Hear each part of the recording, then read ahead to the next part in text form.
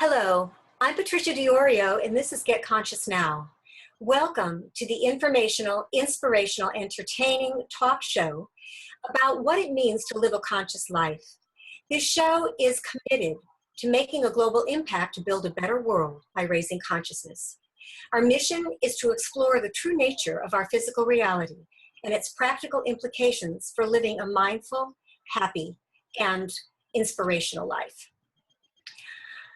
I have the pleasure of co-hosting this show with a wonderful guy. His name is Stu Zimmerman, and he brings a vibrational level of love, wit, and humor to every show that we do. And I'm sure he has some wonderful words of welcome for you today.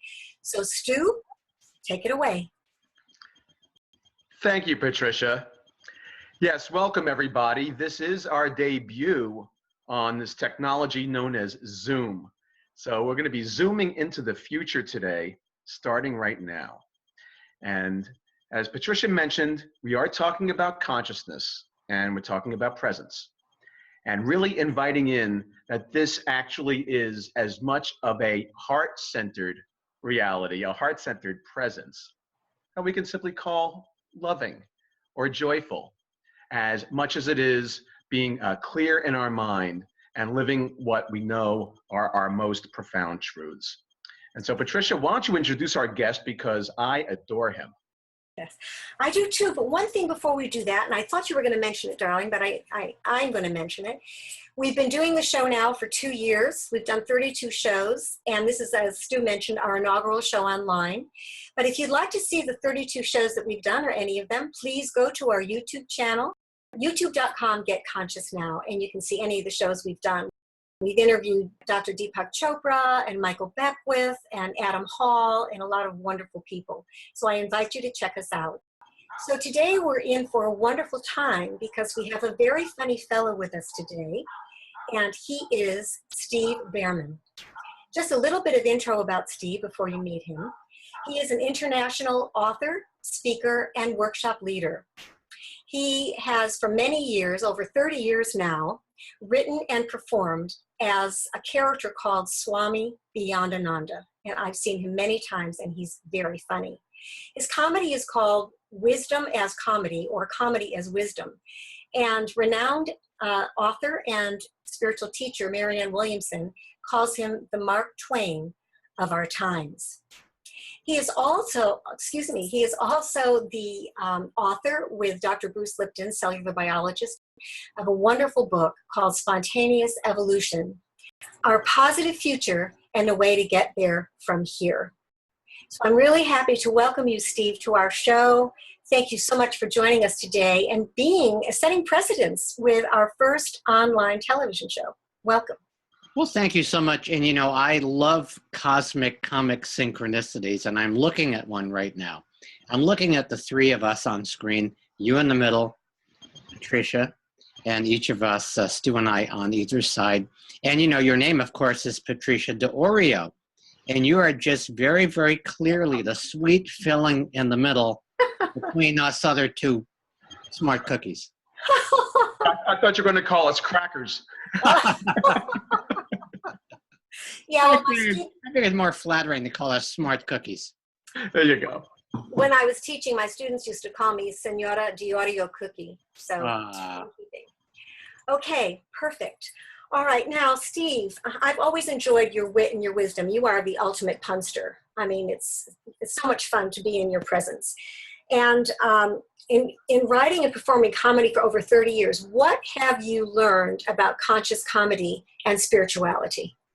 You know, I spent my deformative years in New York, and in New York, comedy can be either a shield or a weapon. It's a way of defending against quite often. So when this character, Swami Beyondananda, came to me, I like to say that I was struck by enlightening during a brainstorm. When the character came to me, it really called on other resources to actually be more expansive and gentle, and to not just leave people laughing, but leave them smiling. Meaning that because of this character, there's become an overall positive feeling about the humor, where often humor these days in particular can be cynical, can have a takeaway, and so on. So what I've learned as the Swami and performing as the Swami is that it is possible to have comedy that's open-hearted, that still makes people laugh uproariously. I know that you've kind of been calling it actually a bit of an upwising. Yeah. So on some level, you're an upwise guy. Yes, yes. Yeah. And why don't you kind of share with us a little bit, how you go about your humor? Where do you find this humor? Because, on one level, obviously, the world, you're taking on issues that can be very threatening to people. Mm-hmm. When we're talking about whether it's politics or whether it's talking about religion or the true nature of God and who we may be as divine beings, those can be very sensitive subjects. So how do you go about it and address it in ways that disarm people, put them at ease, etc.? Well, first of all, if I can, one of the things I've learned is what I call the alchemy of humor and the architecture of a joke.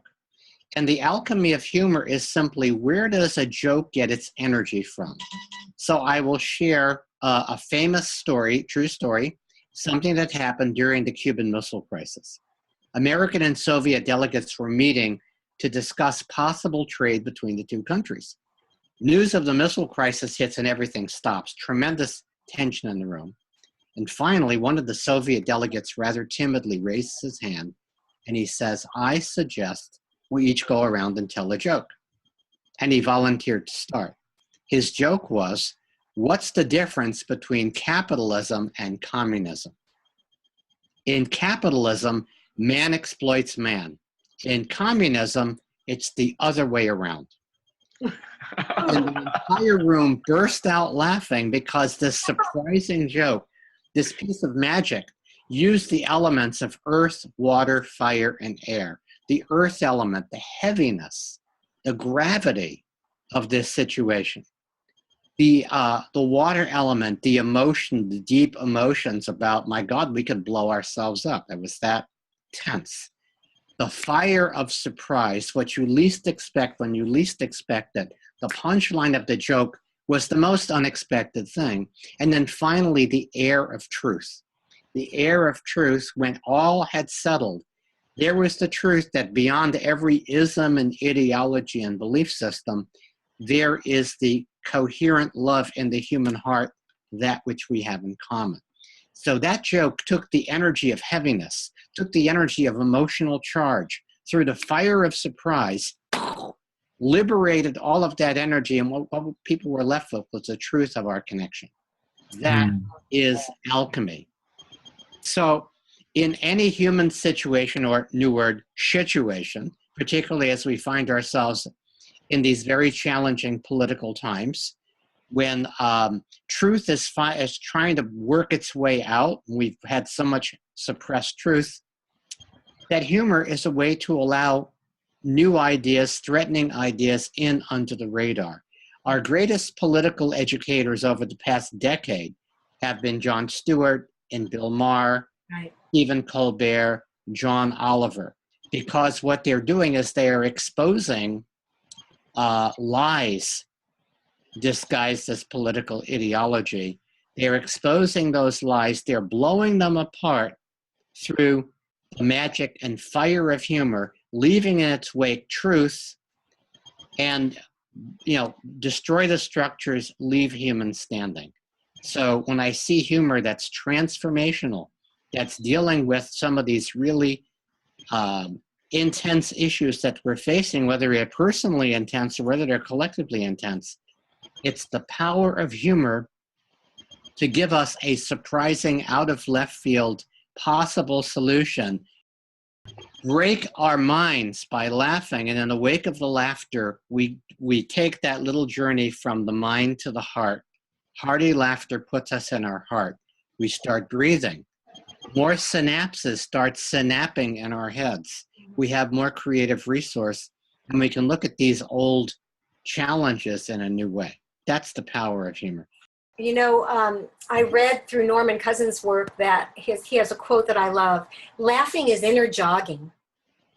Exactly. Exactly. It is exercise. And as we begin to look at the physiological benefits of laughter, in fact, Norman Cousins' book, published almost more than 35 years ago, was the gateway, because he told people how he actually cured himself of this very horrific disease watching Marx Brothers movies and candid camera reruns. Right. Of course, when he got well, that's when the medical establishment decided they are going to study the healing power of humor, which is kind of like, well, it works in practice, but does it work in theory? And so naturally, we now know a lot more about the physiological benefits of laughter. However, the spiritual, mental, and emotional benefits of humor are even more than that, because they change how we think. They change the structures of our beliefs. They take us out of a rigidified mindset and provide us with new options and possibilities. Perfect. You know, I didn't mention this in my intro, but I'd like to talk about it now. You're a writer for Huffington Post, and you do a blog called Notes from the Trail. That's right, Notes from the Trail. And most of all that you write for the Huffington Post is accepted, except this last piece that you did, reviewing Michael Moore's new movie, Where to Invade Next, was not accepted. Would you please address that? Yes. I think it's most people don't really understand that the true lines in our politics are not Democrat versus Republican, left or right. What it is inside the box and outside the box. And inside the box, we have acceptable things that we can talk about. Outside the box, we have things that are not acceptable. For example, you can't talk about any alternative view of the Kennedy assassination. And regardless of the evidence for and against these things, they simply cannot be spoken about. Because these things cannot be spoken about in our country, I would say that our body politic is in a state of post-traumatic stress disorder. And we haven't learned to discern between what is true and what is not true, because our media is not telling us the truth about many, many, many things. So when I tried to get that piece published, it had nothing to do with Michael Moore's movie. What I suggested is that the reason why Americans are so stupid is because we've been traumatized, first by the Kennedy assassination, and then by years and years and years and years of being lied to and manipulated by mainstream politics, mainstream corporate media.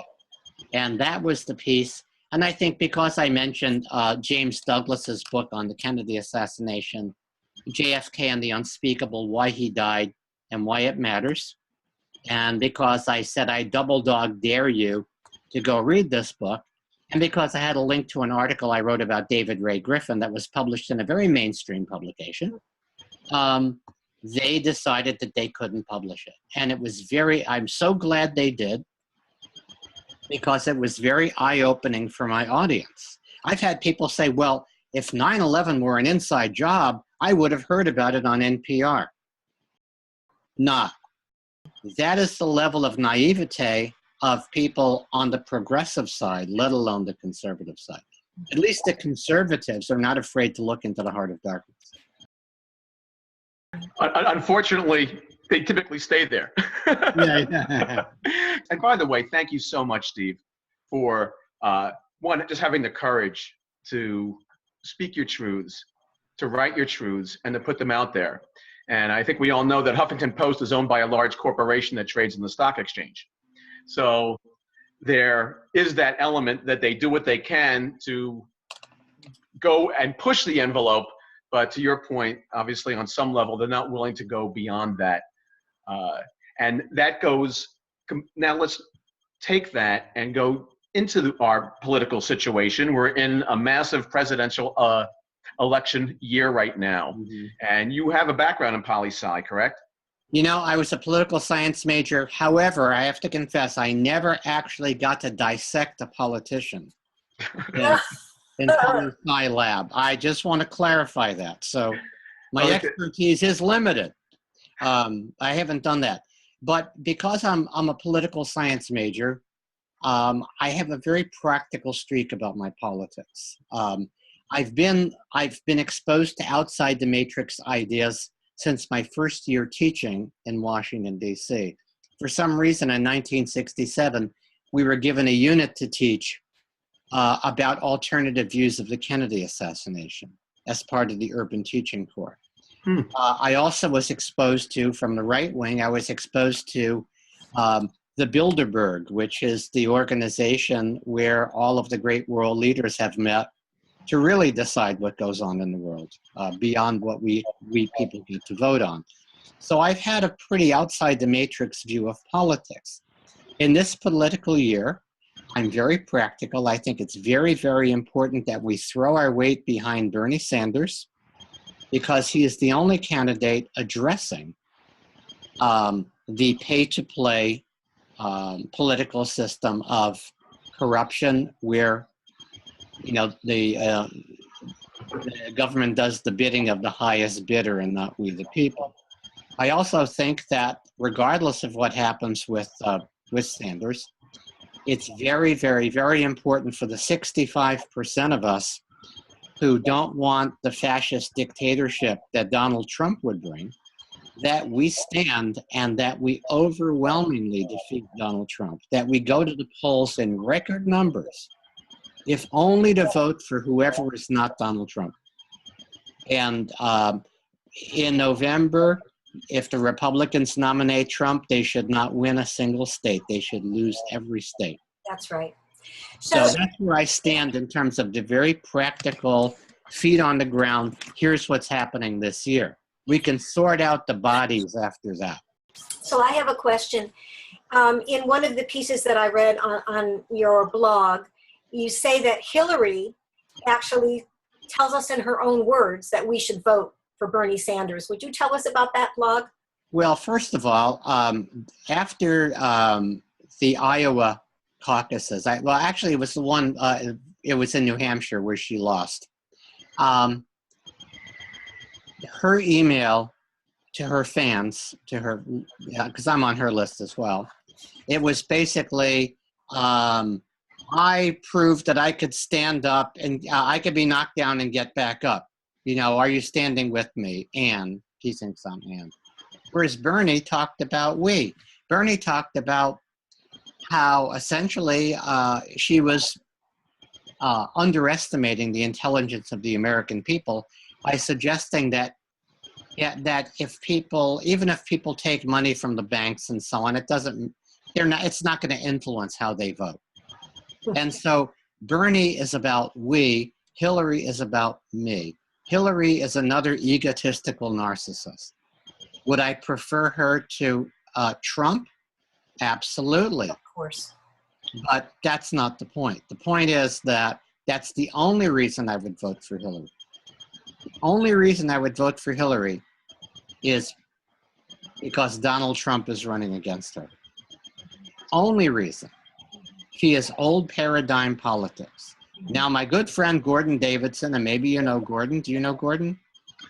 Transfiguration of Our World. He's a brilliant teacher, and he's definitely in touch with channeled entities and so on. And he says that his sources say that Hillary has been touched by the light. And if she's elected, she will be an enlightened president. Good news. I don't see any evidence of that, and I hope it's true. Well, you know what, though? Hillary has a reputation from the very, very beginning of time in politics of service to people, particularly women.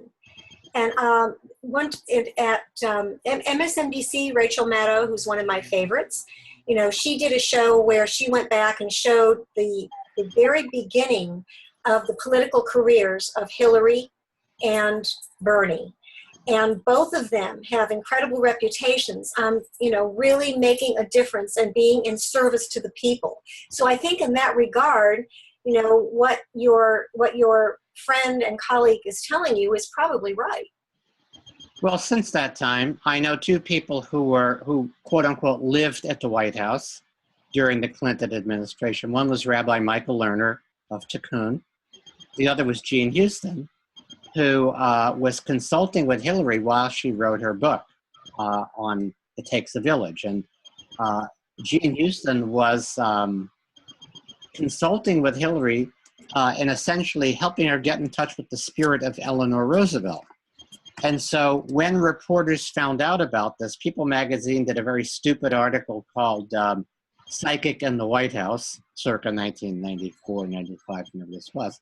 And as soon as the media got a hold of this, Houston was shown the exit in a very unceremonious way. Oh my. So I don't think that loyalty, you know, again, people who are involved in this kind of politics over the generation that Bill and Hillary were, Bill certainly had his shadow side, and Hillary has her shadow side. And everybody has a shadow side. Right. And I think that unfortunately, that baggage is going to come up for view in a very unpleasant way. I think that Bernie has a lot less baggage. He's much more authentic. He's much more who he says he is. And while it's a nice idea to have a woman president, I don't think having a black president did a hell of a lot for Black Lives Matter. It's a symbolic idea. It's part of the identity politics that Democrats have embraced for the last several generations. And it's taken them off mission. They have lost their mission of mitigating the excesses of capitalism, and they've become a way of promoting one social agenda versus another, and in a certain way keeping America divided so that we don't come forward left and right to really deal with issues of governance, the issue of the corruption in our government, because we're separated, we're divided and conquered by these cultural issues. We have not been able to come together as a people to demand the authentic and honest rulership that we deserve. A couple points you touched on there. And you did also, I want to come back to Donald Trump as well. Mm-hmm. Because clearly he's a showman. Clearly he's an eyes on me kind of guy. And it does seem like he will say or do anything simply to get spotlight. Case in point, saying that he could go into New York City and shoot somebody in the face and people will still vote for him. Yeah. And to have that kind of, you know, kind of reckless, bombastic, talk to be the commander in chief of the largest military on the planet, I see as beyond problematic to being outright beyond dangerous. Of course it is, and that's why Mitt Romney gave a speech in Utah today condemning Trump. That's why people are reacting to Trump the way they probably should have reacted to Hitler as he was coming to power. Trump will tell you exactly what he's going to do. Right. He has no conscience. No conscience and no consciousness. And Bernie Sanders is truly the only candidate out there who has readily identified the money in politics as something that really needs to be addressed, because the system is essentially broken without it.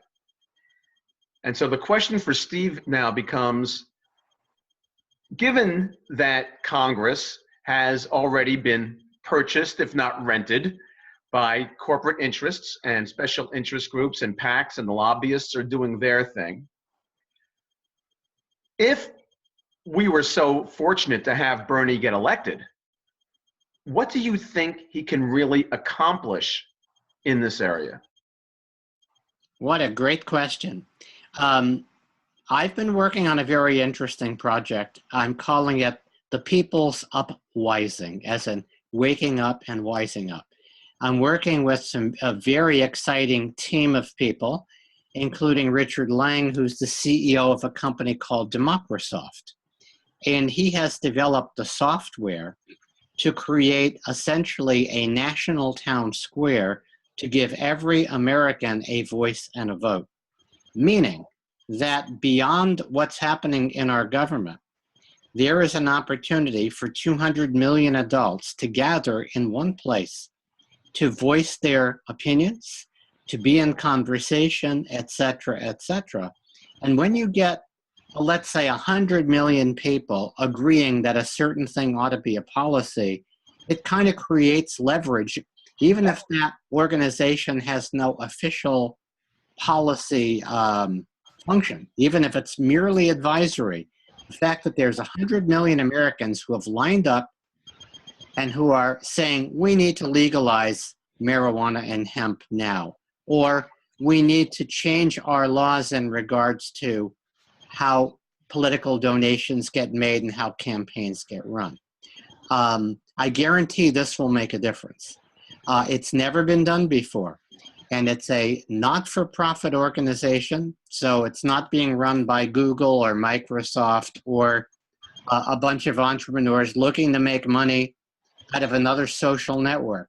This is really something with the verifiability of a bank card, of a debit card, that will allow every American who so chooses to have a voice, to be able to say, I want this, and to be able to take ideas and vote them up the pop charts, to be able to initiate conversations and sustain conversations that aren't mediated by mainstream media, so that ordinary citizens, regardless of where they find themselves on the political spectrum, can have a voice and a vote. I'd like to interject something here. A year ago, October, I went to a Marianne Williamson Big Sister event in LA. Bernie Sanders was there, and this is way before he threw his hat in the ring, but he was there to test the waters, and there were 1,000 of us in the audience. And when at the end he said, you know, he wanted to know how we felt about him, everybody cheered. It was wonderful. And definitely the conversation of money in politics was right on top of the list that day.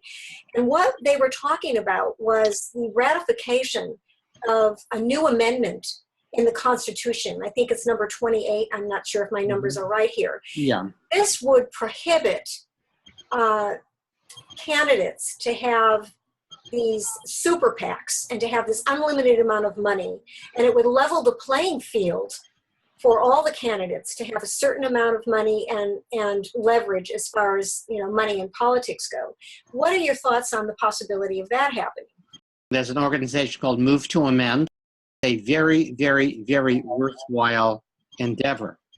What I'm talking about here through the People's Uprising is actually something that goes even much further and much deeper in order to look at some of the other aspects of pay-to-play politics that are not as visible as, let's say, Citizens United, which is what this is looking to overturn. So I've done benefits for Move to Amend over the past couple of years. I'm a total supporter of it. I think it's a great idea. I think it'll have a lot more, and again, in order to pass an amendment, requires, I believe it's 2/3 of the state legislatures. And right now, most of these are Republican controlled because of gerrymandering the districts. The Equal Rights Amendment back in the 70s, that was something that large groups of people tried to pass that. And actually what happened was it de facto passed, because even though the actual amendment didn't pass, legislation passed that reflected that amendment. Mm-hmm. So right now, that's another really, really good avenue to pursue. But I'm saying that with this other organization in place a year from now, very, very quickly, the American pulse will be able to be taken. Right. People will be able to change their vote if they want to. It'll be a way for people to educate themselves as wise citizens, and it'll be unprecedented as a way of actually being a watchdog over all aspects of official governance. And I heard Hillary a while back in the very beginning of the campaign mention that she was also for the ratification of this amendment. That may very well be true. Yeah, because she is also very, very much against all this money that the super PACs are providing these candidates who are. I don't think she is. No, she's not. No, she's part of that. I don't think she is. You don't think that she's for the ratification of an amendment like this? I don't know about the ratification of that amendment. She's changed her opinion. She's changed her story so many times that nobody really knows which Hillary they would be elected. Well, that's scary. What she has working in her favor is that her likely opponent is Donald Trump. And going down that abyss is way more abysmal than picking Hillary. Oh, there's no question about it. Yeah, no question about it. So, Stu, do you have any more to add to this conversation, darling? I just think we are in a real discovery process, and our entire country is on this amazing journey together to see where we go from here. And what certainly is clear to me by the popularity of seemingly opposite ends of a spectrum of Donald Trump and Bernie Sanders is that people by and large are tired of politics as usual. Right. And tired Yeah, that's it. for government as usual. Mm-hmm. And, you know, so these are our choices here. And to your point, Steve, about Hillary, it very much appears that should she be elected, and she, you know, for all of her dislikability, she certainly is more electable than Donald Trump is. So it seems at this point, at least. No question. And Well, for us, she is, for sure. Yeah, yeah. And Donald Trump has said so many reckless, incendiary, by the seat of his ass comments that he's given the world so much fodder with which to take him down. You know, it's interesting because Bernie Sanders and Donald Trump have something in common from my perception. And Trump is appealing to the lower middle class, ignorant people who are disgusted with the status quo that are going in his direction regardless. So he can say anything and do anything. That's right. And he's just being who he is, which is a jerk. And on the other side of the spectrum, we have Bernie Sanders, who is also appealing to a segment of America, and they're the middle class who are educated, and they're also disgusted with the government. So I see the two of them have this piece in common that explains, in my opinion, or my view, why this is occurring. And, I certainly hope that it comes down to Sanders and Trump, because it will be no contest. Yeah, I do believe that, Bernie, what you see is what you get. Nobody's going to attack him for being inauthentic. He's a broken record when it comes to what he's talking about. Many other aspects of his policies are still old paradigm. We'll take one thing at a time. And he's been on these same issues his entire political career, which spans something like 40 years, if I'm not mistaken. He started out as mayor of Burlington, Vermont in 1981. And as a socialist mayor, the first thing that he did was he brought the business community together to help revitalize downtown. Yeah. And so he was reelected by overwhelming majorities time and time again. Time and time again. You have one last parting comment to make, Steve, for our viewers? I think the most important thing now is to really, as a collective, and this is the other thing that the People's Uprising is seeking to do, is to spend more energy focusing on what we want. What is our vision? What is our mission as a country? What is our vision? What do we want instead? What do we want to create? If we had our druthers, what would we have? This is something that we haven't allowed ourselves to do because we are so used to being ruled by somebody else or something else. And the very liberating step of beginning to have a conversation of what would I like instead? What would I love to see? Is something that ultimately is more empowering than voting against somebody like Trump. Great. Stu, do you have any parting words, darling? Yeah. I would just really invite people to consider what leader or potential leader has their interests truly at heart. Right. And what leaders really want to be part of a government that truly is of the people, by the people, for the people. And I'd really invite that in. And I think that by looking at that filter alone, we can start to separate out and assess what candidates we feel would do the best job of that. We've had the honor of interviewing Mr. Steve Bhaerman, and this show is about conscious comedy. Steve is an internationally known author and workshop leader, and he's been performing and writing as Swami Beyondananda, the cosmic conscious comic, I'll call him that. And he's here with us today to share about his wonderful work. Please share your wisdom with us today. Well, I'll tell you something. I like that this is called Get Conscious Now. I love synchronicities. It's amazing synchronicity that here we are in the now. Now, people who are watching this, they are simply watching it at a later now than the now that we are in right now. But it really is all the same. It'll feel like they're there with us then, even if we are not there now. Okay. Does that make sense? No, it doesn't.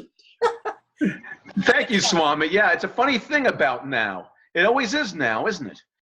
Actually, it's then. You're a little late. It's already then. You missed it. Okay. But anyway, no, listen. I think that more people are living in the now. Living in the now will be the wave of the future. The wave of the future. So and time itself will become a thing of the past. So what is your philosophy of life, Swami? Well, I am a fundamentalist with the accent on the fun. I think the fun should always come before the mental. Now, there are those fundamentalists who say that heaven is above us. I say, as a fundamentalist, heaven is where we make it. So why don't we go for heaven on earth just for the hell of it? Oh, great. Wonderful. Yes. We are not here to earn God's love. We are here to spend it. That's good. All right. So Swami, I know many Swamis, unlike you, are apolitical. What do you have to say about the political realm that we live in? Well, you know, a lot of people say, well, politics, we don't want to go there. Well, if you're paying attention, there has already come here. And so now it is time for us to infuse the spirit of spirituality into politics. Because if you only have the material, what you have is ruled by the rule of gold.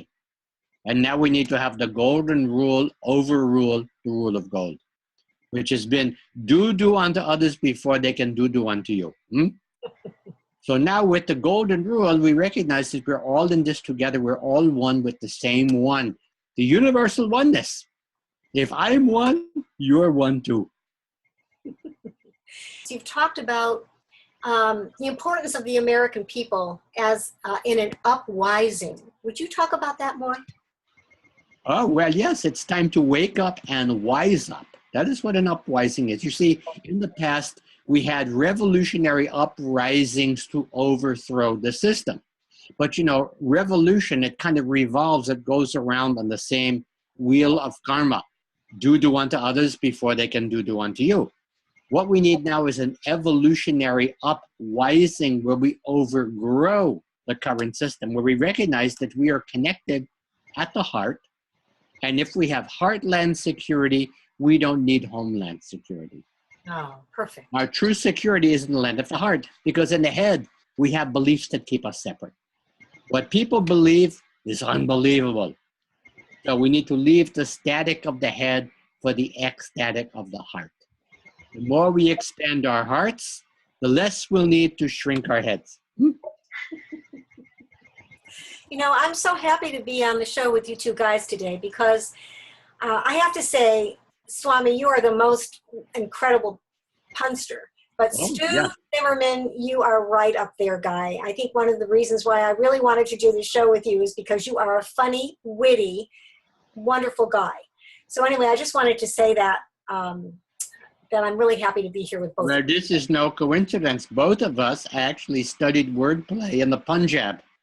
Oh, you did? We learned the language of wordplay, which is called Punjaber. And we actually pun jab each other every now and then. Exactly, exactly. That is what words are for. Words are designed to play with. We take our words too seriously. When we play with them, we shape shift. And so by creating a little space, you can take the word nowhere and create now here. That's what I like about I words. like that.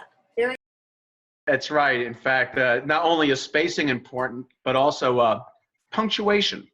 Because I saw a T-shirt the other day that says, come eat, grandma.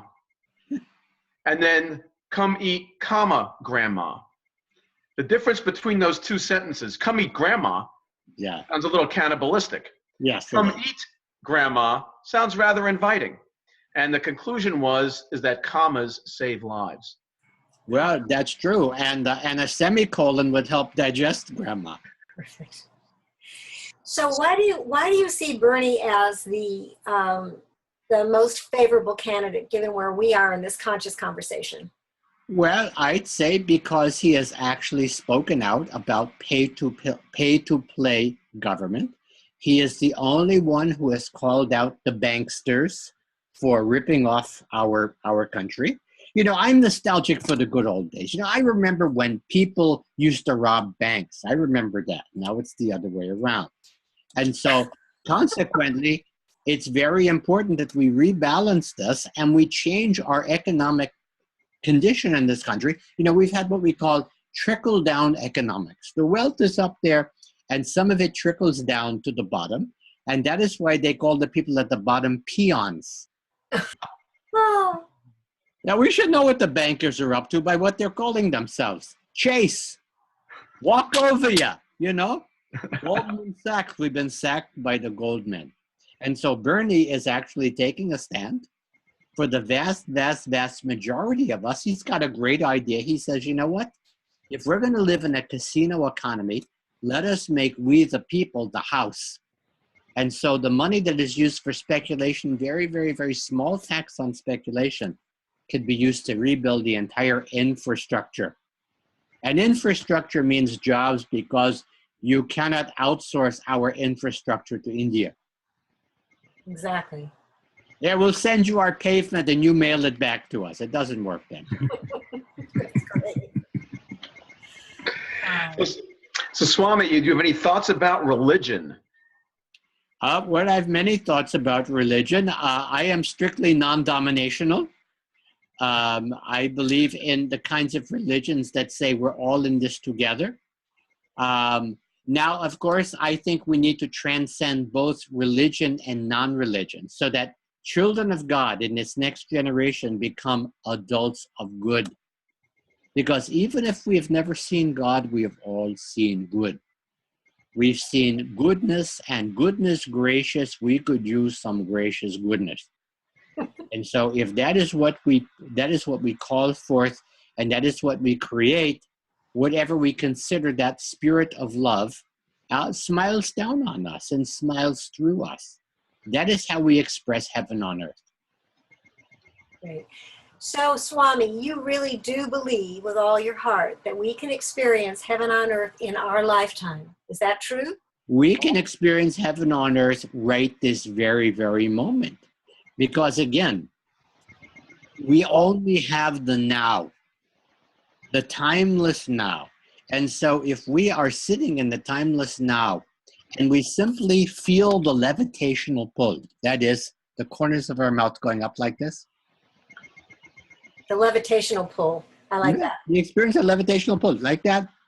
What happens is when we do that, our body changes its chemistry because our body believes that we must be happy if we're smiling. So all we have to do to experience heaven on earth is to just do this.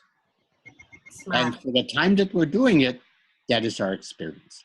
You know, a number of years ago, there was a very, very powerful meditation. I think there were 250,000 people all meditating for peace during this one 20-minute period of time.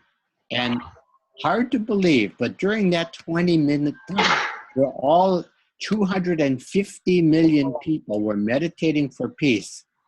There was not one act of violence perpetrated by any of those people meditating. Is this John Hagelin's work? Was John Hagelin?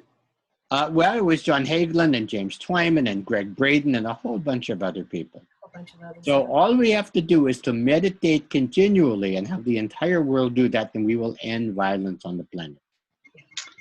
You know, Swami, there's talk about this celestial speed up where things are happening more and more quickly. And when you were talking about smiling, it occurred to me that we could be moving at 100 miles an hour, which really is only 1.6 smiles per minute. And this is something that we are all eminently capable of. We are absolutely radiating that. And I know what you mean about time speeding up. I am a man ahead of my times, and I think finally everybody's catching up with me.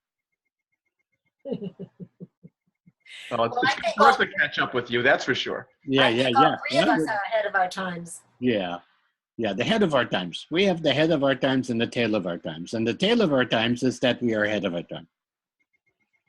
And by the way, you know, we are going to this timeless state. You realize that the calendar's days are numbered. That's true. That's true. Yeah. No, I was a futurist in a past life. That's how I know all this. Great. Well, this has been wonderful. So do you have any other words of wisdom to share with our viewers, Swami? Well, you know, I think that during these serious times, one of the greatest reasons why the world is in serious condition is our conditioning to be serious. Seriously, yes. And so part of feeling the levitational pull, recognizing that gravity is a downer. Gravity will bring you down. Levity will lift you up. And so the idea is that when we allow ourselves to rise through levity, we actually see bigger because we see the bigger picture. We see from a God's eye view. We see that whatever is happening to us is part of the cosmic joke. The cosmic joke is that look at how many of us have spent our lives pursuing happiness. And at some point we go, you know what? I think I must have run right past it. Mm-hmm. Because happiness is an inside job. We create it for ourselves, It's an radiate it out for other people, and we don't really need anything to be happy. Right, exactly. So this show is pretty much based on the premise that we are all spiritual beings having a human experience, and we have this innate, immeasurable power to create our reality, which is what we're doing all the time anyway. So how do you see that statement fitting into? Well, you know, people ask me all the time, do we create our own reality? And it turns out that we used to, but now it's mostly made in China. And yes, I believe that spiritual beings, when you eat spiritual beings, when you pass gas, they're only noble gases. No, listen, if you think helium sounds funny coming in, it sounds funnier going out. That's great. Astral projection, we call that.